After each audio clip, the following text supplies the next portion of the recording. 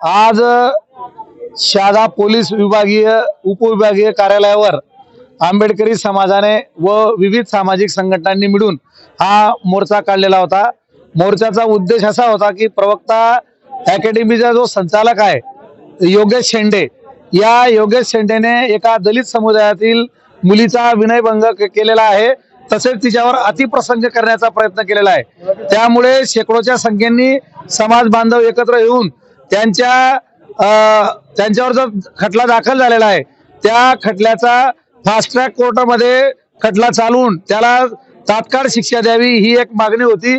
तसेच तो गुन्हेगारी प्रवृत्तीचा आहे, त्याच्यावर विविध गुन्हे दाखल आहेत आणि त्या गुन्ह्यांचा सुद्धा संबंध या खटल्यामध्ये सामील करून त्याला कशी शिक्षा करता येईल यासाठी हा मोर्चा होता। तसंच त्याचा जर जामीन झाला तर तो समाज जीवनामध्ये वावरण्यात अतिशय धोकादायक आहे, तो अशा घटना पुन्हा करू शकतो, म्हणून त्याला जामीन होऊ नये यासाठी सुद्धा आजच्या या मोर्चाचं आयोजन करण्यात आलेलं होतं। जे आपल्या समाजाची एक विद्यार्थिनीवर जे काही घडलं त्याबद्दल आपण जो आज मोर्चा काढला, मूक मोर्चा, तो असा काढला आपण की रक्त फार सडसड करतं, परंतु बाबासाहेबांनी दिलेल्या संविधानमुळे आपण गप्प असतो आणि जर हे असंच चालत राहील तर एक दिवस आपल्याला संविधान थोडंसं बाजूला ठेवून मैदानात निघावे लागेल। आणि जो कोणी असेल तो शेंडे काय झालं, मला वाटतं की तो आपले पुण्याच्या इथून तो पडून गेलेला असेल, तो शेंडे असेल। याची शेंडी कापायला आपल्याला टाइम नाही लागेल, पण आपण कायद्याने कापू आणि कायद्याने जर नाही कापल्या गेली तर आपल्याला जो काय करावे लागेल ते आपण करू। एवढं दोन शब्द बोलून संपवतो। त्या ठिकाणी जी प्रवक्ता अकॅडमी आहे त्या अकॅडमीमध्ये अतिप्रसंग करण्याचा जो प्रयत्न केला गेला, असे प्रकार बऱ्याच ठिकाणी घडत असतात, परंतु खोट्या इज्जतीसाठी अशा घटना लोक दाबत असतात आणि म्हणून असे नराधाम हे डोकं वर काढत असतात। कदाचित जेव्हा जेव्हा असा प्रसंग घडला तेव्हा तेव्हा त्याचा जर उद्रेक झाला तर पुढील होणाऱ्या घटना ह्या टळू शकतात। तरी आजच्या दिवसाला मी एवढं सांगेल की जेथे जेथे असे प्रकार घडतात तर ते खोट्या प्रतिष्ठा जपण्यापेक्षा त्या उघडकीस आल्या पाहिजेत आणि असे नराधाम आहेत यांना वेळीच आळा बसला पाहिजे।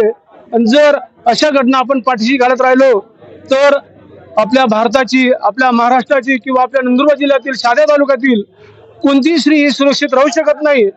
आणि म्हणून आपण त्या मुलींना, स्त्रियांना त्यांना आपण आवाहन केलं पाहिजे किंवा त्यांना सपोर्ट केला पाहिजे की बेटा जर असे प्रसंग घडत असतील तर आपल्या मित्रांना, मैत्रिणींना, आपल्या कुटुंबापर्यंत तो पोहोचवला पाहिजे आणि जेणेकरून समाज आणि भारताचे नागरिक, महाराष्ट्राचे नागरिक त्या ठिकाणी मोठ्या संख्येने रस्त्यावर उतरून अशा गोष्टीला आळा घालण्यासाठी आपण प्रयत्न केला पाहिजे। एवढं बोलतो आणि थांबतो।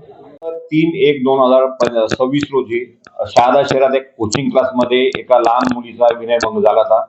त्या अनुषंगाने फिर्याद दाखल झाल्यानंतर तात्काळ शहादा पोलिसांचे अधिकारी, अंमलदार यांनी सदर गुन्ह्यातील आरोपी त्यास अटक करण्यात आली। अटक केल्यानंतर आम्ही त्यास माननीय न्यायालयासमोर हजर करण्यात येऊन त्याचे 3 दिवस पोलीस कस्टडी घेण्यात येऊन अधिक तपास करण्यात आलेला आहे। या संदर्भात आम्ही जामीनला विरोध करणार, त्याबाबत आमचे शासकीय सरकारी वकील असतील त्यांची सुद्धा चर्चा केलेली आहे।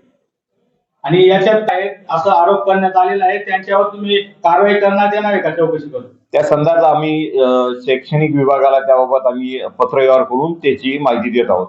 आणि त्या संदर्भात शहादा पोलिसांचे सहाय्यक पोलीस निरीक्षक सोनवणे साहेब हे तपास करीत आहेत। यातील दोन्ही आरोपितांना अटक केली आहे, पोलीस कस्टडी सुद्धा घेण्यात आली आहे। सदर गुन्ह्याचा तपास चालू आहे।